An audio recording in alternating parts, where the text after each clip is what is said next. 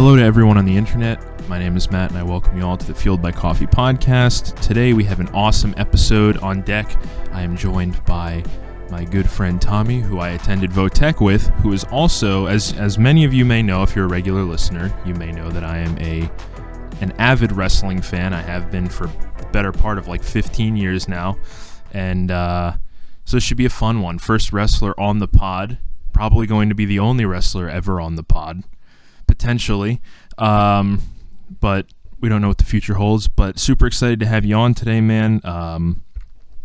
We got a lot to talk about. We're going to talk about how you got into wrestling, how you became a wrestler, what that experience has been like for you, and some stories. You told me you had some fun stories. And we're going to jump into just some of our favorite wrestling matches that we've seen. So it should be a fun episode, man. Thank you for joining me. Very excited to have you on today. I'm just going to be basic and generic and say, oh, it's great to be here. That was beautiful. Thank you.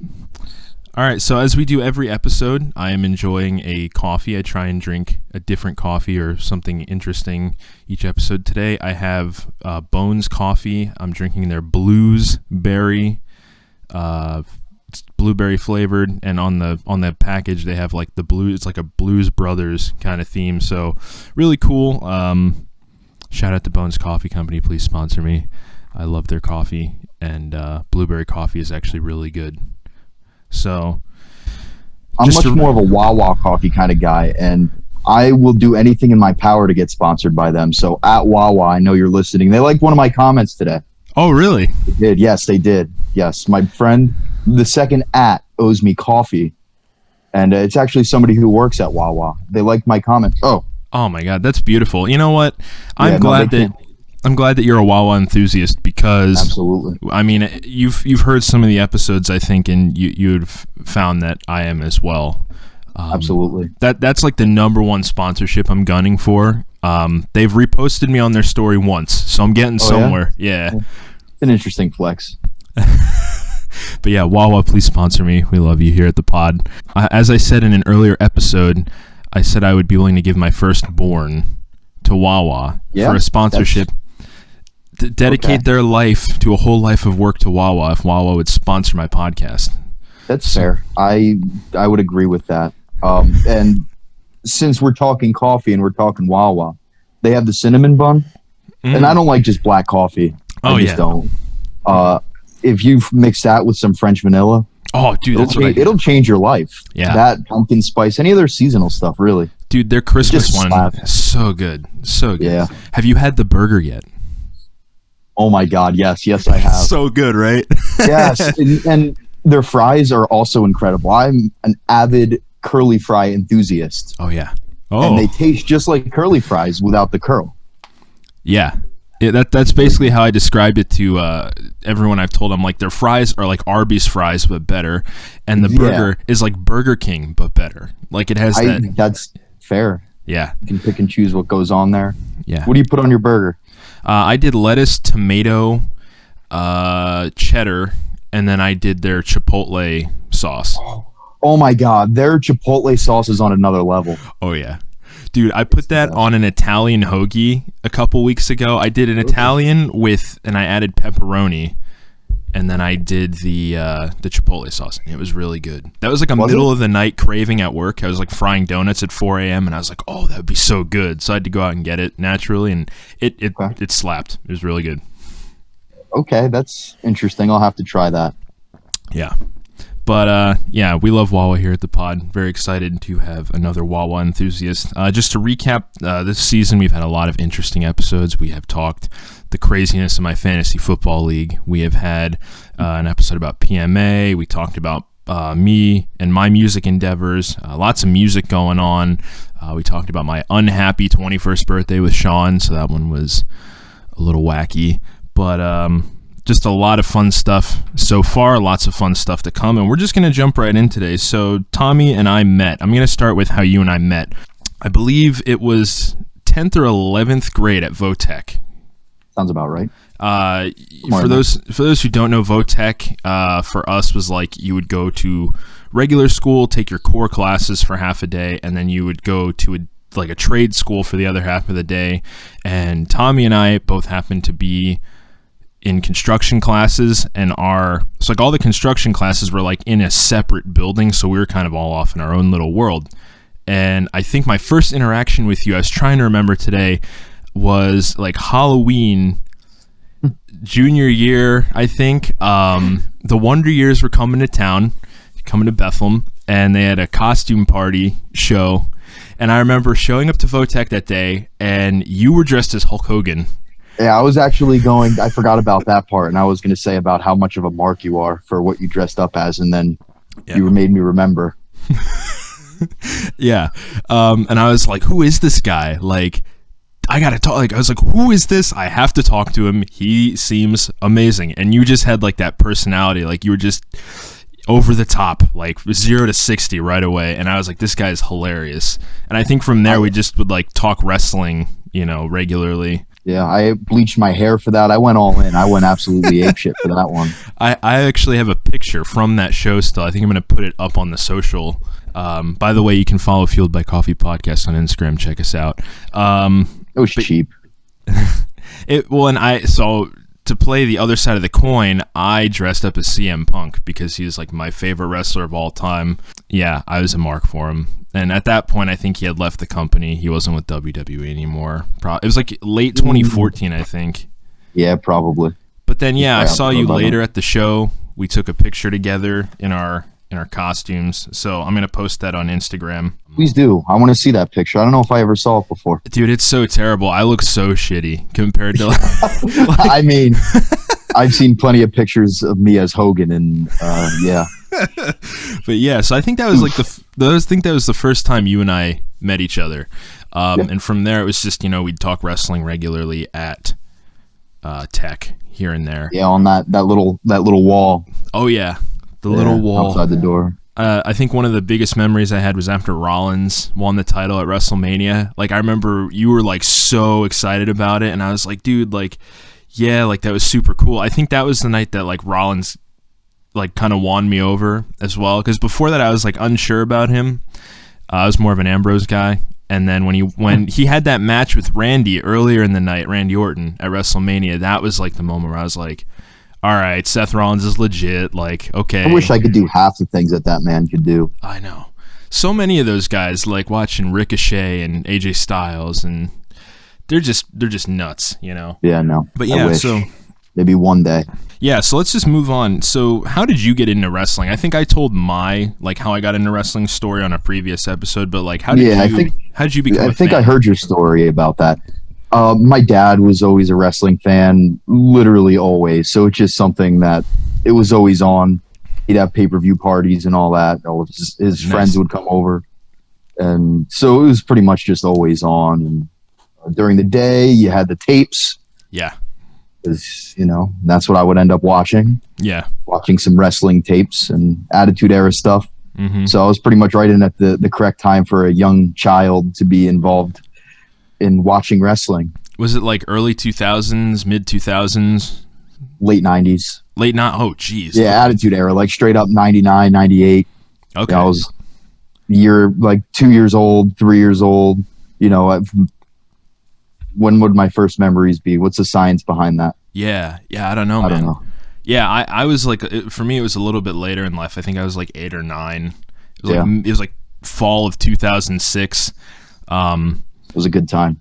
Yeah, for sure, man. I was just thinking about like the nostalgia of it and how I feel like, as a person, like I'm always chasing that nostalgia, whether it's like with wrestling or sometimes like with video games. Like you always think back to those early memories, and like you're always chasing like, well, maybe this pay-per-view will live up to the first WrestleMania I saw, or maybe this match will be, and like it just, I think it's because when you're a kid, it's just so new and there's so much to learn and it's so exciting. And now, like, being a fan for 15, 20 years, it's like, it's so predictable because you just have that mindset of like knowing how it all works. Yeah, I totally agree with that. It was a lot more fun when I was younger and I'd get all into it. And now it's like, well, for the most part, I understand how things get put together. So it's like, well, spoiled for me a little bit, Yeah. So we're gonna get into how you became a wrestler, but just a real quick, since you've become a wrestler and since you've been a fan for so long,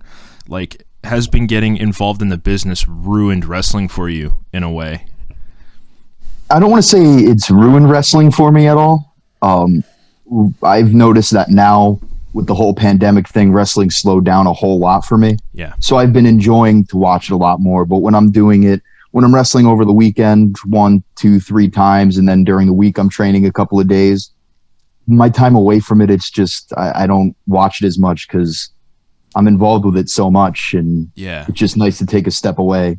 Yeah. But now I've been watching some of the pay-per-views and stuff like that, and just been a little bit more active in watching it. Yeah. What are your thoughts on like watching it today? Like, what's your favorite company to watch? Do you have a favorite currently, or do you just kind of jump around to all of them? I have the WWE Network, and I don't have cable, so okay, it's pretty much WWE is. There you go. Pay-per-views is what I get. Gotcha. Yeah, I've just been following the pay-per-views with them. I tried sitting through an episode of Raw, and I couldn't do it. Like, it was just not good, in my opinion. And it sucks. I have Hulu. I can watch it on there. Yeah. Like, I want them to succeed. That's the thing. Like, I grew up on WWE, and, like, that will always be a part of me. But it's just a shame sometimes. Like, maybe it's just me being older, and it just doesn't appeal to me the same way. But I'm an AEW person now, of course. Yeah. So, okay. But so let's get into how you became a wrestler. What was like the training involved? Where did you train? Experiences with that? I forget what year it was. It was when I was like 16 years old. Like, legally in Pennsylvania, you have to be 16 to actually start training. Really? Because of the athletic commission and stuff. Yeah. Oh, I always thought it was 18. Damn, I would have started at 16. Well, you can start training at 16. You can't start being on shows until you're 18. Okay. I wish. So I was like 16 and a half or something like that when I started training. I think it was actually sometime around this time of year, I think. I remember it was freezing as can be when I first started. But yeah. My cousin worked at the Iron Pigs out in the parking lot there, and somebody that he worked with was actually a wrestler in the area known as Love Bug. Okay. He's a fucking legend. He's on the shorter side and very large. Yeah. He was always, a huskier guy. Right. And as a Love Bug, I always just thought that was hilarious. A slim trim 185 when he was 250. Yeah. Probably somewhere around my height. It was great to me. Yeah. I got hooked up with the school that I went to first, which was called Goosebumps. Okay. I started training with them for 6-8 months, something like that. And I was taking it real slow because I wouldn't even be able to have a match here in PA until I was 18. It fell through with the building there. It was actually at a gym. There was a garage on the backside of a gym in Allentown. Okay. At Merchant Square Mall. Do you know where that is? Dude, I used to go there all the time when Pro Wrestling World was a thing. Yeah, that's who the guy who ran the store also ran. He had the school there. Oh, okay, that's cool. Yeah. He wasn't the trainer, but it was his business. Oh, dude, I love Bud. I miss him. I haven't seen him in years. I saw him fairly recently at a show. He was at something. I think it was the SAMU benefit in Allentown. Oh man, was that the one where they had a whole bunch of guys? I think like Tommy Dreamer was there, and they ended up having a bunch of WWE guys coming in and signing stuff. Samoa Joe was there. Michael Hayes, Billy Kidman. Yeah, I wanted to go to that, but I feel like Sean worked middles or nights, and I had no one to go with. It was on like a Wednesday night, I think it was. It was during the week, too. Yeah, okay. It was on a night where WWE was off, so that way their guys could come in. Okay, yeah. So yeah, that gym that's in the parking lot of the Merchant Square Mall? Yes. It's in the backside of that in a garage. Mm-hmm. The ring barely fit in the building. Okay. It was very, very tight in there. Very, very tight. Yeah. But that's where I had first started, and eventually that had closed down. I don't recall exactly why. I just think it wasn't financially doing well, so he pulled the plug on that. So I was without anywhere to really train. But then I went the Wild Samoans. I got sick of just not doing anything. Mm-hmm. So that's eventually where I went and finished up my training. And was that, I would assume that was an overwhelmingly positive experience there, That seemed like your guys. Like Sean and I, for those who don't know, Sean and I didn't really talk about it too much on our wrestling episode, but we went to a couple of the Wild Samoan WXW events, and those were phenomenal. Like, we were just blown away by the quality of the shows and the wrestling, and like you could just tell that there was like a pride, like everyone took pride in what they were doing, you know, and it just seemed like a good group of people. And like Samu, just super respectable. Like, you know, we loved seeing him. I think the last event we got to go to, he teamed up with Lance. That was one of the last shows we got to go to. And that was that Game Changer, right? Yeah. I love that venue so much, dude. Yeah, like so nice. Prior to that, we had gone to 2 at that old gym, and the second one we had gone to was one that got shut down by the fire department. I actually wasn't there for that show. I was somewhere else. I don't remember exactly where I was, but actually, where I was, I'm pretty sure I was down in Tennessee, and on the show with me. Yeah. Duke the Dumpster Drosy. What? Oh my God. Wild, but yeah. Duke the Dumpster. I was on a show with him. Yeah, that was crazy. And then we didn't get to go to another one because Sean's schedule was like weird. He was on middles or nights, and we didn't get to go to one until later on in the summer, and that was the first one we went to at Game Changer World, and we were like, this place is so cool. Like, it just I love concert venues. Yeah. They're so great. Yeah. But. And well, and the first one that we went to was actually was January of 2019, I think, and that was one where Gilbert was there. And you guys had like a battle royal or something. Okay, yeah, I wasn't there at that show. Yeah. And that's the same one, I think, right? It might have been. That sounds about right. It was either the same one or the one before, something like that. But it was funny, like we always had our little group that we'd try and go with, and Sean's friend Mike was like marking out hardcore because Gilbert was there, and he was like, oh my God, I just saw Gilbert give someone a jackhammer, like I gotta go tell my dad. Like, he was freaking out. That's incredible. Yeah. I love that. That's why wrestling's so cool. Yeah. So like, it just overall super fun experience. Like, we were just blown away, and like, you know, I have a huge respect for that whole family of Samoans, like from the top to the bottom. You know, it's just they've done so much and had so much success. So like, it's insane just how many people they have that I don't even know about. Yeah. Like, I just met Vuso's brother, Sefa, I think is how you pronounce it. I'm terrible at that. But like, I didn't know that he existed until just a couple of months ago, because I rode to a show with Lance and he was on it, and it's wild just how many people they have in there and just how good all of them are. Exactly. Yeah. It's interesting too. I was just thinking as well about kind of like the parallels between, and this may be a bit of a stretch, but like Roman and The Rock. Like, I feel like it was like the same story of like they tried to push him as a baby face, and then like they're like, oh, this isn't working, and then they just turned him heel, and now super over with everyone. Like, really cool. He's so good. Oh yeah, so good. So you had a great experience at the Wild Samoan training school. When you got out, do you remember where your first match was, or for what promotion that was at? So up in Hazleton, there was, it's hard to say what the was with the pandemic. A lot of people aren't running. But it was a show run out of a former church that somebody bought and turned it into a wrestling venue. It's called the Sanctuary. Okay. Have you ever heard of it? No, never. It sounds cool though. The most beautiful, like, the building's incredible. It's in a church, and it was, the ceiling's all painted up, and sweet. It's so cool. And I was in like an absolute clusterfuck of a 4-corner tag match. Oh, good Lord. Yeah, I was a cowboy. I was gonna say, was it the cowboy gimmick? That's where that all started. Yep, I was a cowboy. So yeah, I started out up there, and I can't believe that I was a cowboy. Yeah. But it was one of those things of like, well, I want to have a match on a show. Yeah. So I'm gonna do whatever I need to do that.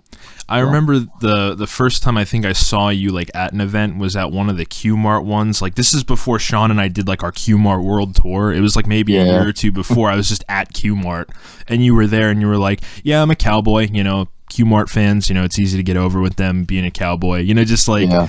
I think at that show there, I was I think it was a 3-way, and I wrestled Killian McMurphy was one of the people that I wrestled, and Tim Rush. Is that correct, or do you have no idea? I have no idea, man. I didn't actually. I think that was when they still had like where you could kind of like watch from the curtain, like people would like cheat and not pay to go in. Yeah, that was one of the first ones they ran there, I think. Okay. Yeah, I don't know. Yeah, it's a long time ago. I've obviously never been in a wrestling ring. I hope it's something on my bucket list, obviously, being such a lifelong fan. But people always say that their first bump in the ring is the worst. What was your first bump like? Was it as bad as people make it out to be? I mean, for me personally, I would say it wasn't terrible because I was excited. Yeah. It was a very exciting thing to be able to take my first bump. Right. So I don't necessarily remember taking that bump and being like, fuck this. Yeah. I don't remember that moment ever happening. Yeah. So let's get into, now you're out of training, you're wrestling regularly.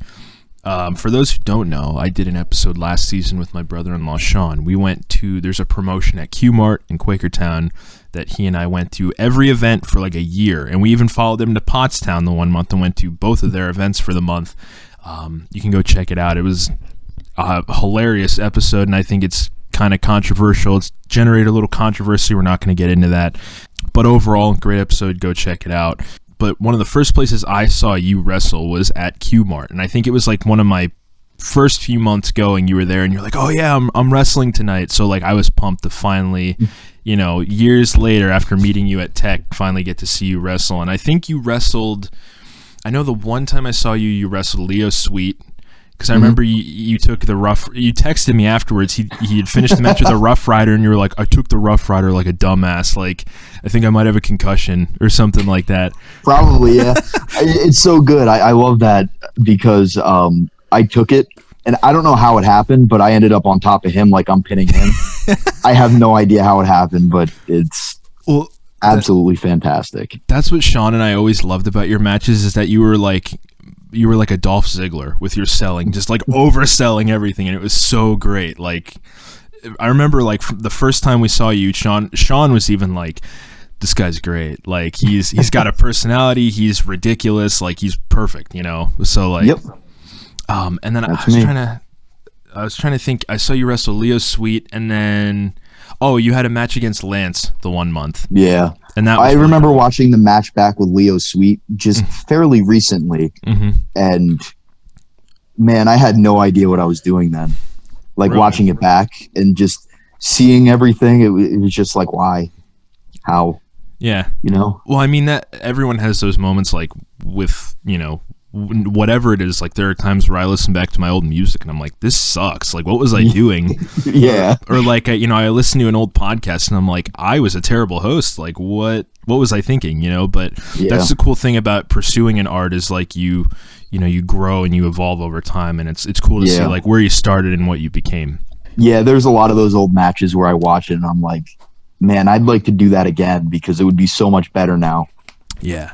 So going along with the Q-Mart theme, was that somewhere where you found work like consistently early on in your career, or? Yeah, pretty early on. I was pretty much anytime I needed something, I could go there and cool. Get on a show.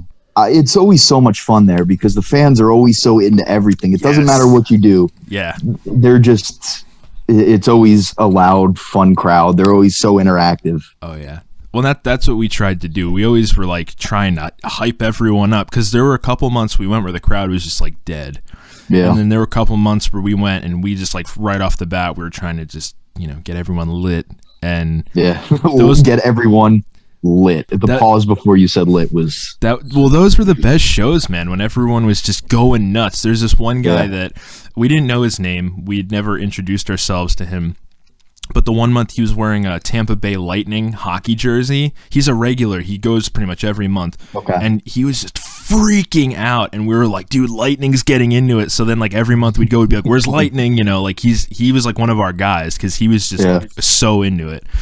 But yeah, so it was a fun experience for you wrestling there. Is there any like maybe standout, I guess overall, what was the experience like besides just the crowd being fun? I know off air you said it was like more of an old school type promotion. Yeah, absolutely.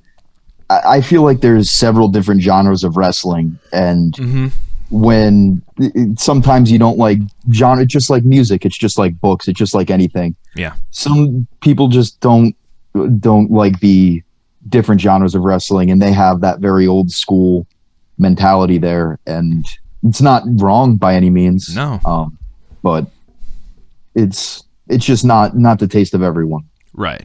For sure. But as I said, we had fun Yeah. in the time that we went, we had fun. And, Sean and I had actually talked about, like, maybe we should go back again, but now we may have heat. So when we walk in, we're not trying to fight anyone if you're listening to this. As I said earlier, the Wild Samoan School, WXW, that was like your home crew, I would assume? Yeah. That's the crew that I started with. And you'd be at every show for setup and tear down and stuff like that for the first probably year or so of me wrestling on shows regularly. Yeah.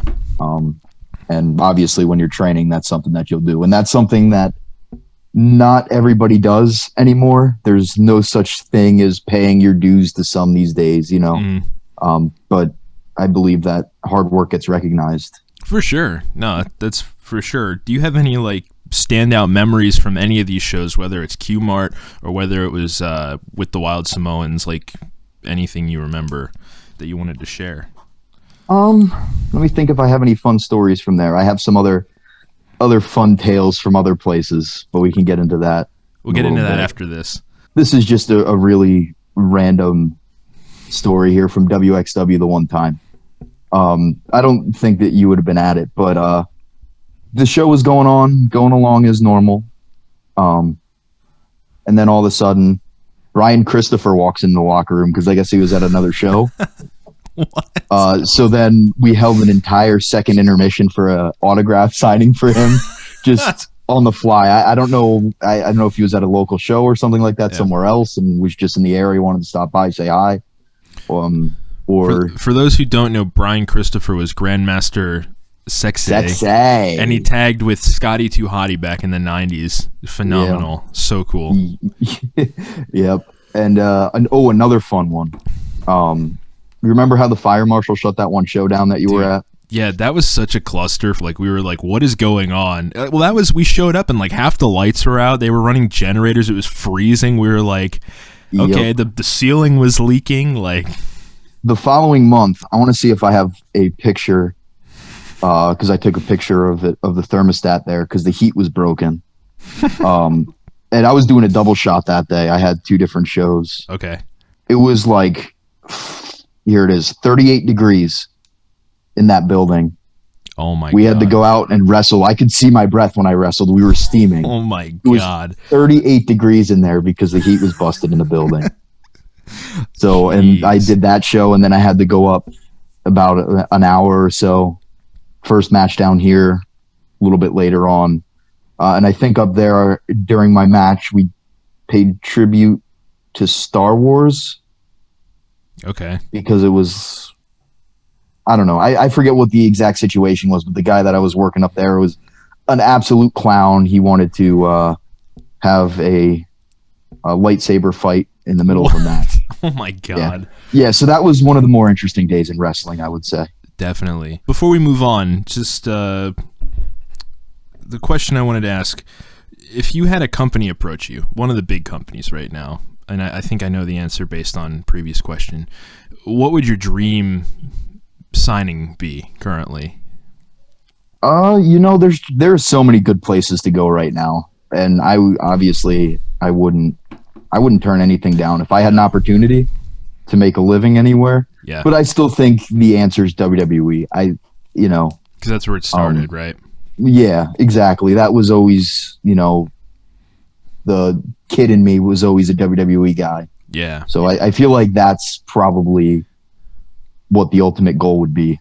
For sure. Let's move forward. So you said you had some good stories to tell. Let's hear some of those stories before we move on.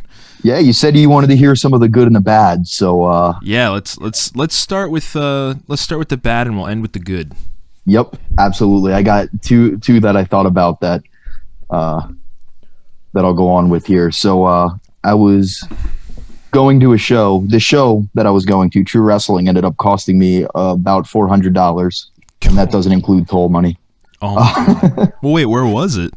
So it was about 2.5 hours away, past Bloomsburg somewhere, Mill Hall or something like that. Okay. It was deep. It was out there. Mm-hmm. So we hit the road, normal as always, and we're heading up the old turnpike. And as we're getting closer to the exit to get onto the next highway and head up, just something didn't feel right with the old steer in there. So so when we get to our normal Wawa stop, where usually I'd fuel up on some coffee and some snacks. Okay, all right. I'm like, you know what? This is weird. Let me look at my tire. So, damn it, flat tire. No big deal. We're about an hour and a half away from the show. Did you get air at the Wawa? Yes, it was free, but you just heard it. Because I don't know if I think the episode released. Have you heard about how there's always a long line at the Wawa air pump? There is 100% always a long line. I think there was only one person at that one. It's right at the where you'd go from the turnpike to get on 80 or 81. Okay. I think 80, whatever. Yeah. Regardless, but yeah, there was no line. My friend Aaron and I talked about that on a previous episode, and so now whenever I see, like the other night, it was like 4 or 5 deep, and I texted him. I was like, "The air pump is 5 deep at Wawa." Just like, so. I mean, that's not a lie though. There's no lies in the words that you have just spoken. It's literally always that way. Yeah. So like, I think I'll go pay for air so I don't have to wait in that line. To be completely honest. Yeah, I think I was trying to start a hashtag install a second air pump at Wawa for a little while. Okay. But anyways, you have me on board for that. But anyways, so you get the flat tire sort of fixed and you're on your way, right? So I put on the donut and then I have to go get a new tire. It's shot. I'm not going to make it on the donut because I'm very good at getting flat tires and I've used that donut a lot more than I should have, and it did some good work.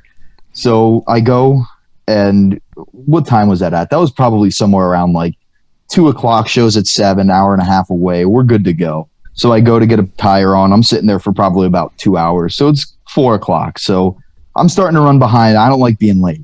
Mm-hmm. I like to be very early. I like the time to go in there and just chill because driving's exhausting. Yeah. So I get a new tire put on. I have low profile tires. They're expensive. So that's about $200 right there. Mm-hmm. So it's starting to cost me for this trip. Yeah. It's definitely starting to look not worth the slice of pizza and the $15. Yeah. But anywho, I'm back on the way. All right, we're all good. I want to make up some time. So I'm up on 80 and I'm moving. Oh boy. You can get where this is going now. Yep. We're going up past Bloomsburg. Is that the college out there? Probably, yeah. Yeah, I would assume so. Yeah, we're heading out that way. And of course, I'm going about, I don't know, 80. I don't know. That doesn't really say on the ticket. Yeah. Spoilers. So, and I saw the cop as I was driving past. I saw him in the median there. And I'm like, fuck. Yeah. And as I'm going, I see him pull out. I'm like, well. Here we go. Yep. I had a couple of other people in the car with me. I was riding with, taking them out there. So we get pulled over by the police. And the cop comes up to the window.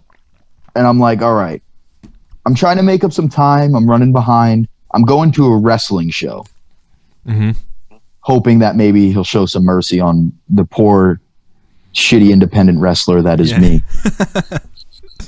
But then he goes on to ask, I guess there was some sort of block party going on at the college. So he was just, asking us if we were going there. Yeah. As I'm sitting next to a wrestler named Sam Adams, who's in his 30s. He has a beard, a big old beard. Okay, and yeah, I remember him. Long hair. Yeah. Does it really look like we're going to some block party right now? Yeah. But anyway, yeah, he goes back, got nailed for, it wasn't speeding. He said that whatever he did, it was not going to put points on my license. Mm-hmm. Go to get insurance on a different car, and they're like, you have points on your license. I'm like, oh, great. Another $200 there. So eventually we get to the show. It's like 6:30. I'm fucking miserable. I'm over it. Yeah. And I'm in some sort of hardcore match, like a tag team, no disqualification thing. I got body slammed on a concrete floor. that was probably the worst day of wrestling in my life, and it ended up it just wasn't a good day at the office. Yeah, no, for sure. We all have those days. That sucks, dude. Cops can be such dicks sometimes. Yep. I mean, and I was speeding. It is what it is. Yep. But I was just trying to make the time up. Yeah. But yeah, that was the worst day in wrestling, and it's something that's completely unrelated to wrestling. Isn't that great? Yeah. Well, I mean, like, it has to do with like going to the event, and yeah, I don't know. Yeah, no, it does. It's all about that. That's like one of those stories where, like, you know, when it happens, you're like, this sucks, I hate it. But then looking back on it, you're like, all right, that's pretty funny, you know? Like, yeah, no, it's a fun story. Yeah. Yeah, and then the match that I had afterwards was the icing on the cake of fuck this. Yeah. Yeah. And now the wrestling-related story it's a showcase of what indie wrestling is. All right, let's go for it. So I'm scheduled for a match with a guy named Tim Taylor. I had the promo and everything like that. I was watching Home Improvement. The person that I was living with, my friend Keikoa, he was all good with it. We were going to film a promo for it. I'm there watching. I'm doing tape study on Tim Taylor. He comes out and tells me it's not the right Tim Taylor. Great promo. I love it. Good stuff. But when I get to the show, the problem is Tim Taylor and I are talking over what we're going to do in our match. Mm-hmm. Promoter comes up to us and says, hey, this other guy, I'm not going to use any, I'm not going to. Yeah, no. They're like, hey, this guy just showed up. He was scheduled for a match. He doesn't want to lose, so we're going to put him in your match.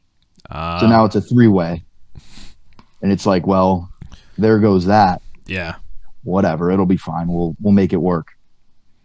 And then he comes back and he's trying to tell us what to do. And now, granted, he's the vet. Yeah. But just the way that he kind of threw came himself off into the match, it wasn't the best way to do it. Right. So then Tim Taylor asked this guy, hey, I want to do a German suplex. Is that okay? No, you can't German suplex me. I got a bad neck. Okay, that's fair. That's all fine and dandy. So we keep talking over this match, and eventually we get to, so what are we going to do for a finish? This guy says, how about one of you guys give me a Canadian Destroyer off the top rope? What? Oh, my God. And at that point, I wasn't going over in the match, and I also wasn't taking the pin just based off of principle of him throwing himself in there and just the way he handled himself. Yeah. Completely unprofessional. So I said, hey, that's something you got to talk to Tim about. I'm not doing it. So you can go ahead and have fun with that. But to cite neck problems and not take a German, but then call a Canadian Destroyer off the top rope. Just for those listening who don't know what a Canadian Destroyer is. That's fair. This isn't a wrestling podcast. Go look it up on YouTube. Like, I have people that listen that are wrestling fans, but I have plenty of people who... So go look it up on YouTube. It's you'll get why this is ridiculous once you see it. Yeah, so that's one of my... And that's not a story. Like, that's just bad and, you know... Yeah. I don't let wrestling stuff ruin my day. No. You know, some people would get all pissy about that. But I let the $400 loss on a show kind of ruin my day a little bit. Yeah, for sure. Let's get on to those cool stories, though. You said you had... Oh. So I'm kind of an asshole. And I never would have guessed. I was at a show at the Hamburg Fieldhouse. I don't know if you know where that is. WWF used to run there back in the day. They used to run a bunch of spots in the area here. Yeah. But that was one of them. So there was a fan who was walking behind the building where we were.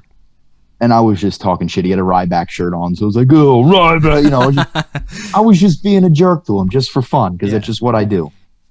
But then I have a real job, believe it or not, and maybe a flooring surprise. But at my job, the fire department shows up. And sure enough, this guy who was wearing the Ryback shirt. Oh, no. Yeah, he was a firefighter there. So then I had to have the conversation with him of, hey, if my house catches fire, can you please just not let me die? He was a good sport about it, and I ended up running into him other places as well, and I'm friends with him on Facebook and stuff. But nice. I just find it funny how small the world is sometimes, and how sometimes you don't know who you're going to run into, like what the wrestling fan does. Yeah. But I'm glad that he was a really good sport about it, because obviously that wouldn't be good. No. Ooh, I got to work the Rock and Roll Express once. I remember seeing about that. All right, let's jump in. How did that go? How was it?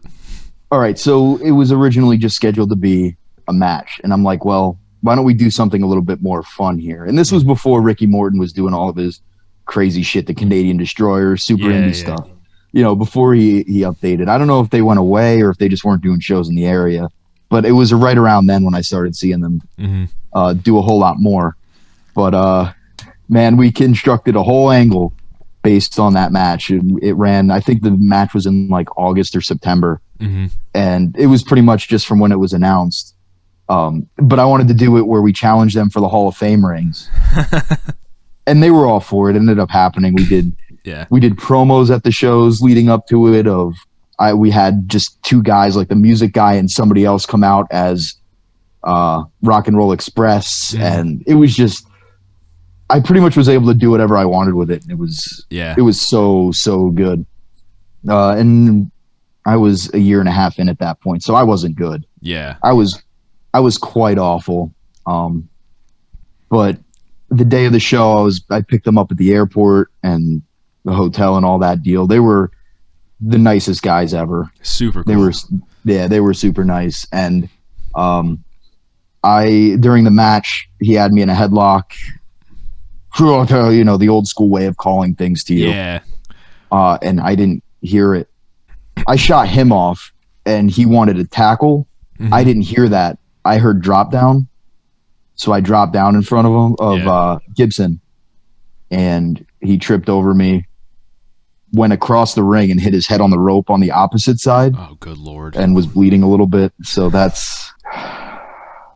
was an awkward ride back. No, he was cool about it. Yeah. I apologized. Well, things happen, you know. Yeah. Yeah, and obviously now that's one of those matches that I was saying about how if I could do it all over again. Yeah. Great, but yeah, they were. That's really cool that you got an opportunity to work with guys like them, like, in that they were so cool. Like, that's the one thing that I love is, like, you know, obviously you hear a lot of the bad stories about, like, the legends who don't want to put people over, but then it really makes me happy when I hear about the guys who like want to help the next generation of wrestlers. And I don't really have any stories of anybody being bad. You know, there's no real old school guys like Rhino the one time. It was right after he was done with WWE this most recent time. Wait, you got to wrestle with Rhino? I was not in a match with him. I was on the same show as him. Oh, okay. All right. So, yeah, he's a super cool dude. So he's so wide. Oh, he's so big. Dude, that's what I love about him. He's just like, he's like a refrigerator. He's like, but so before the show starts, he calls a meeting in the locker room. Okay. Right. So I'm like, all right, let's go see what he has to say. He says, all right, everyone, after the show, we're all going to have a meeting in the shower and you're not allowed to wear pants. And that was it. That's all he had to say. That's amazing. Some other fun moments that I've had. I got choke slammed by Santa Claus, as I'm sure you've seen the clip. I've seen that clip. You had to have. Amazing. And also I got choke slammed by Shovelhead Chuck, and Shovelhead Chuck is a man who stands a whopping 4'6" tall.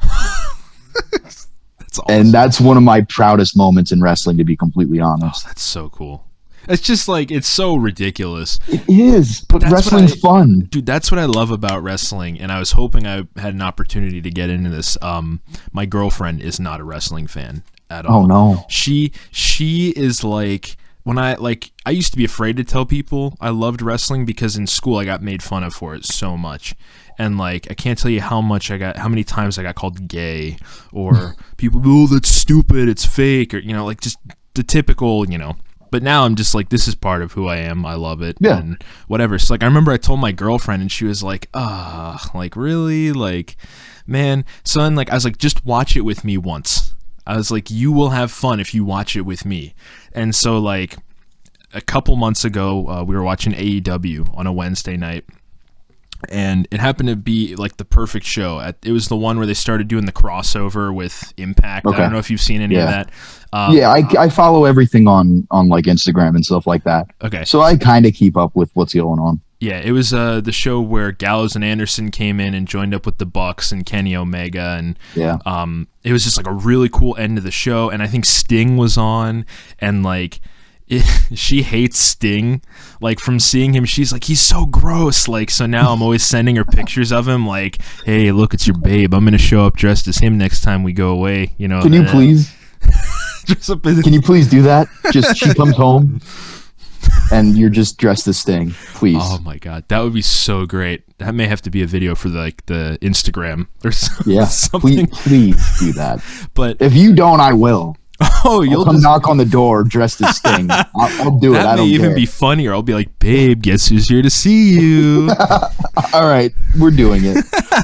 But yeah, so like, just the whole time she's like, who is he? Like, I'm like, wait till you see like his getup. Like, he's got scorpions on his singlet, and she's like, oh, like, so she hates Sting, and like the ending of the show is super cool. Like I said, you know, like the Bullet Club kind of formed, and it was just like super cool. And the next day, you know, it got brought up somehow, and she's like, you know what, that was a lot of fun. I really enjoyed that last night. And I was like, see, like, don't judge a book by its cover, because you may end up really enjoying it. So like, that's just the really cool thing, is like showing people, I guess, at the right time. And like, I always tell people who either think wrestling is stupid or who aren't into it, I'm like, just watch it with me.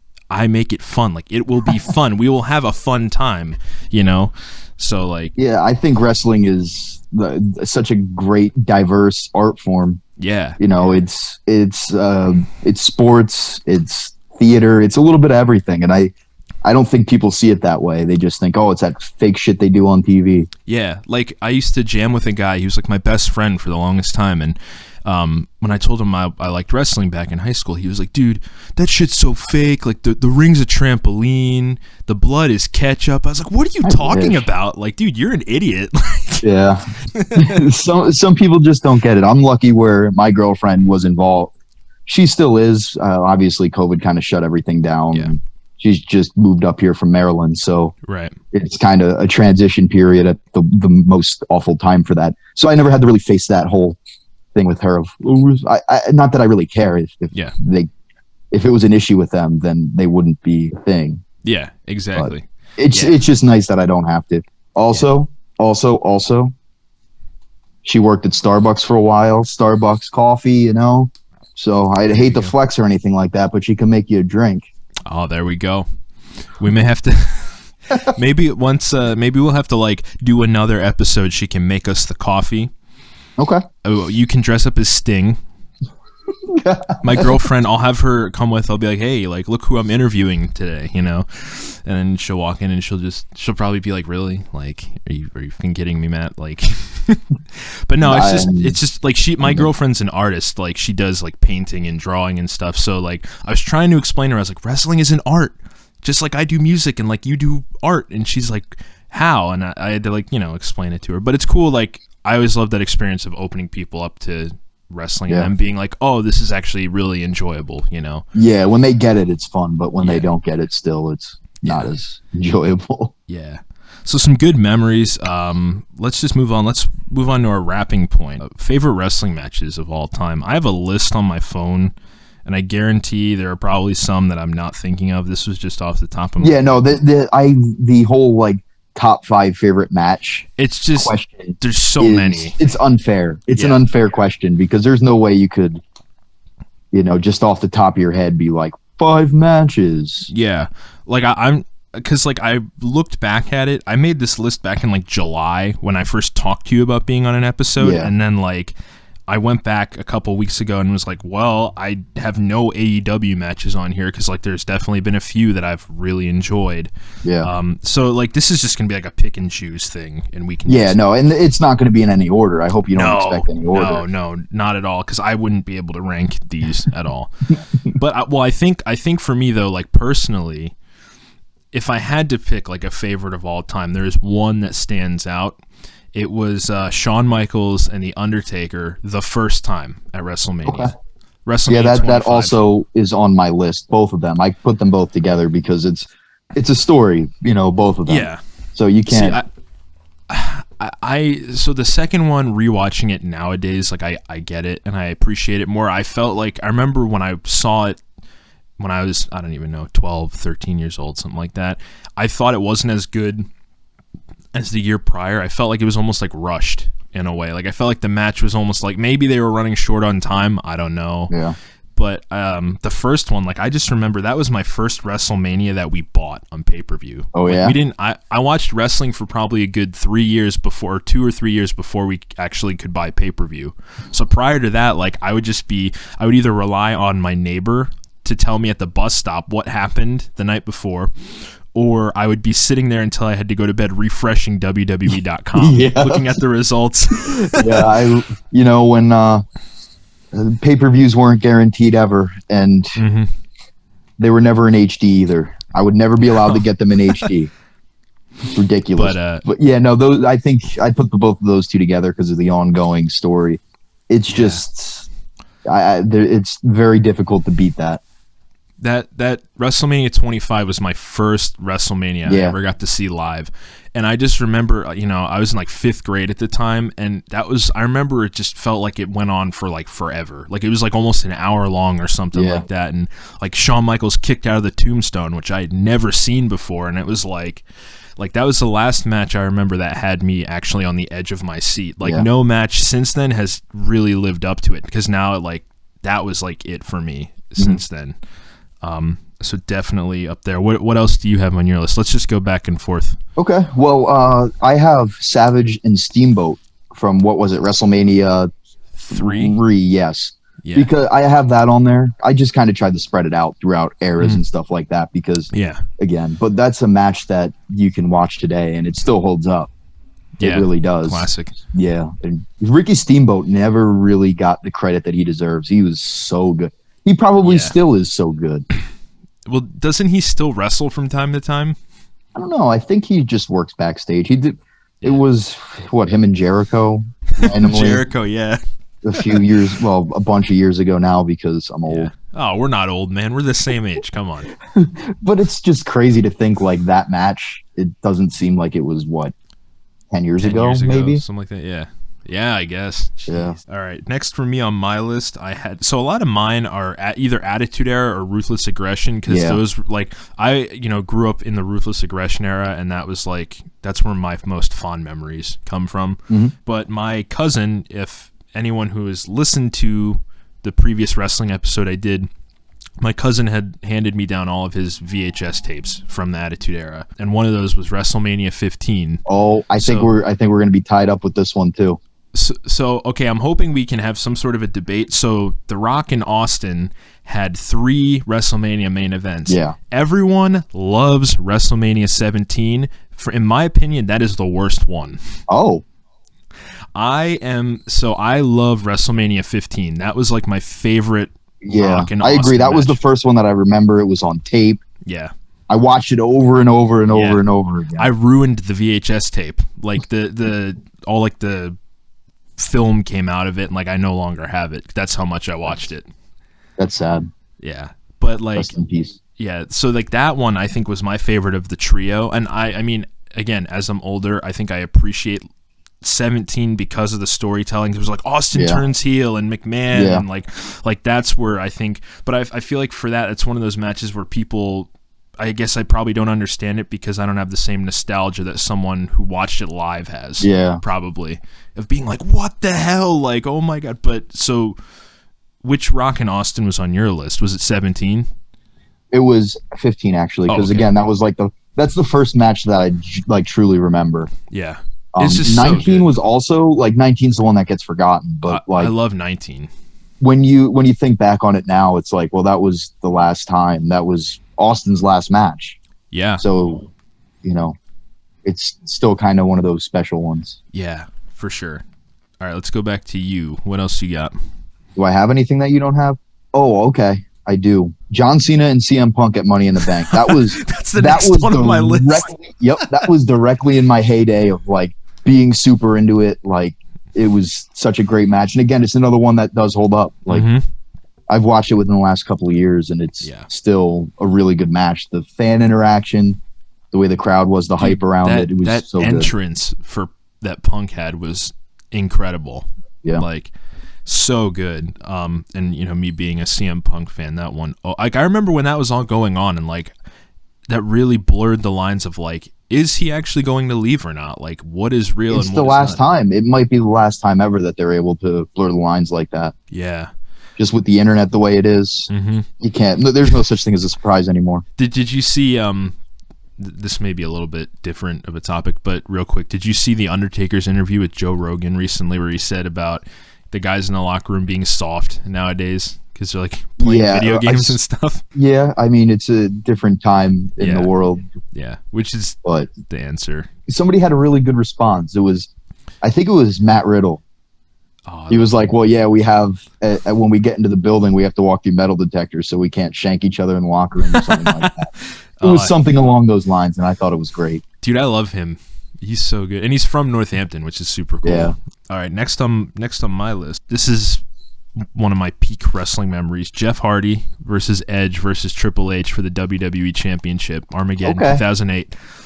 I think that one, it's a really good match. All three guys are super talented, but it was just, I think at the time, like being such a huge Jeff Hardy mark, and just like waking up the next morning, going on WWE.com and seeing like, oh my God, like he actually won the title. Like I remember there was a couple matches over the summer and into the fall that he like came so close and that they finally pulled the trigger on, and I was so excited. Like just really cool, really good memory.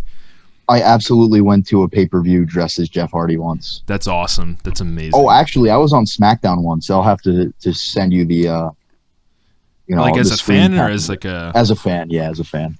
I was dressed as Ric Flair, and they got the close-up. Oh, God. So it was back in, like, 2008. Dude, you dressing up as wrestlers, man. Maybe... My dad put me up to it all the time, because he probably thought it was hilarious. Yeah, that's really cool. Look at this idiot. That's awesome. All right, next on... What else do you have? I have a couple more. Well, one that I thought of that, I mean, it may be a disagreeable thing is Kofi and Bryan at WrestleMania a couple years ago, because I was there, and just like the moment of Kofi finally, getting his due. Yeah. I thought it was really cool. I mean, I just thought about that earlier today. I was debating adding that to my list. I just feel like it's really cool because he like... I saw him the first episode of ECW he was on. Yeah. And then me too. Everything that he's been through, and then like I remember that was just a really cool moment. And he was a cool champion too. I was there live, and it was super cool. Just to see him like as the champion, and he was a really good champion too. I feel like maybe a little underappreciated. Yeah. That's why I had it on there, mostly for underappreciation, and I wanted to have the list come a little bit closer to current times. Yeah. And then, so the last one before my honorable mentions was... you have honorable mentions? Well, I had honorable mentions. I'm like, just to throw them out there. So the last one I had on like my main list was Cena and Bryan at SummerSlam 2013. I just remember that being a really solid, like hard-hitting match, and like rewatching it, it's still just a hard-hitting, like brutal. And again, it's like the whole concept of like Daniel Bryan winning the WWE Championship. Like, what? Yeah, and then ended up losing it, right? That was that year. Yeah. Do you have Lesnar and Taker at Mania 30 on your honorable mentions list? No, dude, I was not a fan of that. No? Taker was so out of it the whole time. Wasn't he like concussed or something? Probably, yeah. But who is ever going to be able to create a moment like that, though? There's never going to be another moment like that ever. No. There's just not. There's nothing you could do. I feel like WrestleMania has almost lost some of its prestige since the streak has been broken. Yeah, you lose that match. And like, I mean, granted, they probably did the right thing when they did. They didn't know what his status was going to be going forward, and that's the big thing. You always got to pay it forward. Yeah, I mean, like I love WrestleMania. We still make it a big deal every year. Like we all get together and have food, and it's like a big family thing for me. But I feel like it's almost lost value because like there's no Money in the Bank, there's no undefeated streak. Like it's all of the things that we grew up with. And again, it's the nostalgia thing. Yeah, exactly. Jumping into my honorable mentions. So this one almost made the list. It was hard because I didn't know which one I would edge out, but Triple H versus The Undertaker, WrestleMania 27, the first time. That was Hell in a Cell, right? Oh, no, that was what year before that? Yeah, that was the one where, again, they went for like almost an hour, and then Triple H ended up getting choked out in the Hell's Gate. Like, that was just like another one where I was on the edge of my seat, and it was like, just a story of like avenging his friend, Oh, Lesnar and Reigns at whatever one that Seth Rollins cashed in. That was really good. That was really fun. So that one was funny. My dad. We discussed it. my dad hated Seth Rollins when he was a heel and like when he was doing the whole authority thing. Yeah. And so it was one of those things like we're all rooting for Roman because in my household we hate Brock Lesnar. Okay. And when Rollins' music hit, I couldn't even really hear like it was like one of those things where I was like, wait, who is that? And then when he came running out, I was like, oh shit. Oh my God. And then when it happened, my dad was so pissed. He was like, are you kidding me? Like, what the hell? You know, it's just really That cool. was a very dad voice of you. Yeah. Well, that's the Frank voice. That is your dad's name, Frank? Unfortunately. I was almost Frank the Fourth. Thank God I'm You not. look like, I think you'd be a good Frank just by looking at you. Really? Definitely Frank.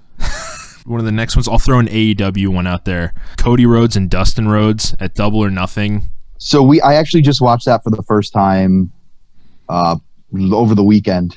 Mm-hmm. The girlfriend was like, "Oh, watch this match! It's the greatest match I've ever seen." And I'm like, I think it was a good match. Yeah, well, for having no build, I think that's and for them to like throw out there what they did with no build, that was like I think the closest I've gotten to that first Undertaker Shawn Michaels match of like being on the edge of my seat and be like, "Oh shit," you know, like. Yeah, it was a good one. Did you ever watch the first? I'm sure you have the first One Night Stand. Oh my God, the Sandman's entrance. Yes, that's match, the greatest match of all time, dude. That match, Dreamer and Sandman versus the Dudleys. That one I loved as a kid. I got like this ECW box set of DVDs, and watching that one at like 10 or 12, I was like, this is ridiculous. Like, this is so cool. Like, the flaming table and the barbed wire and the tacks and it was so good. Yeah, that's never been my type of wrestling. I don't... There's a time and a place for it. It's not my favorite. Yeah, it's not my favorite thing. But, I mean, to see it get whipped out like that at the age of... I was probably 10, 11 at that time. It was solid. It's just like... And it's funny because I always remembered that match being so much longer than it actually was. Because, like, I think it's just because there was so much going on. It was, like, overstimulating. I rewatched it because Sean had never seen it. So I rewatched it with him last year. And I was like, wait, it was, like, 12 minutes long or something like that. I was like, I thought this was, like, a half-hour-long match. What the hell? Like, but there was just so much going on. It was just madness the whole time. The only other one I have on here, which is...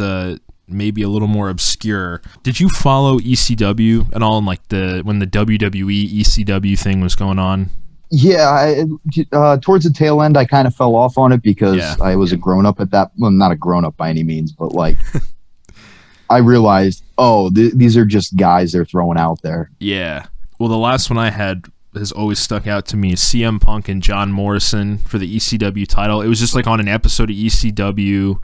Yeah, CM Punk, anything he did in his ECW time, like, he made Kenny Dykstra look great. Yeah. God, I forgot about Kenny Dykstra.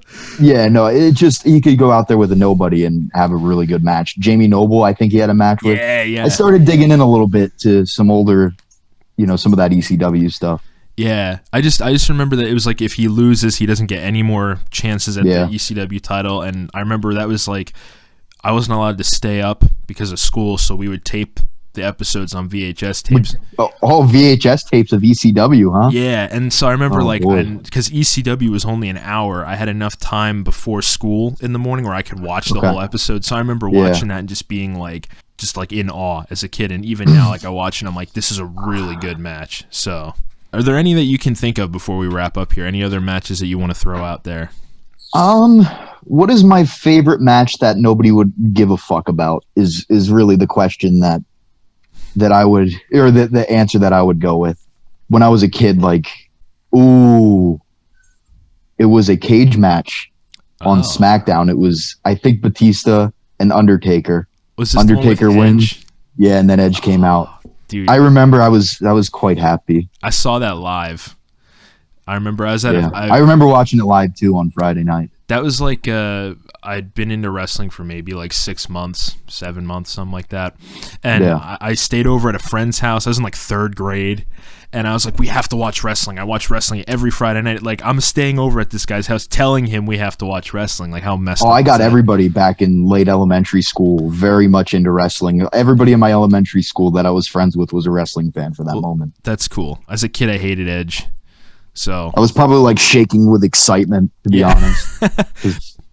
Again, 11-year-old me. Dude, that was such a good one, though. Yeah, man, I think that's a good spot to wrap. Really fun episode. Really glad to have you on. This was a lot of fun. Aw. You know what? I'm really glad to be here. And guess what I did this morning? What did you do? I made coffee for my girlfriend, and I made it decaf. That's a sin. That is a coffee sin. That was me revealing to her that I did. Oh, okay. I heard the gasp. I heard the, yeah. But anyway, yeah, no, since it's a coffee and... That's actually a series we may be starting, Sean's Coffee Sins. Let us know if you want to hear it. Drop a comment. But, yeah, man, I've been looking forward to doing this for a long time. I think we talked about doing this, like, back over the summer. And yeah. Really cool episode, man. I appreciate having you on. I appreciate your time. And just getting to chat wrestling. It was a lot of fun. I love doing episodes like this. Yeah, I don't talk about wrestling very much, to be honest. Like, you'd be surprised. Yeah. I don't have many people to talk about it with, so this was fun just to get to geek out for a little bit. But if you like what you heard... Geek out, yeah. I mean, like, that's what it is, right? If you like what you heard, give us a follow here on SoundCloud. You can also check us out on Instagram at Fueled by Coffee Pod. We have merch, we have shirts and stickers. So shoot us a message, give us a follow.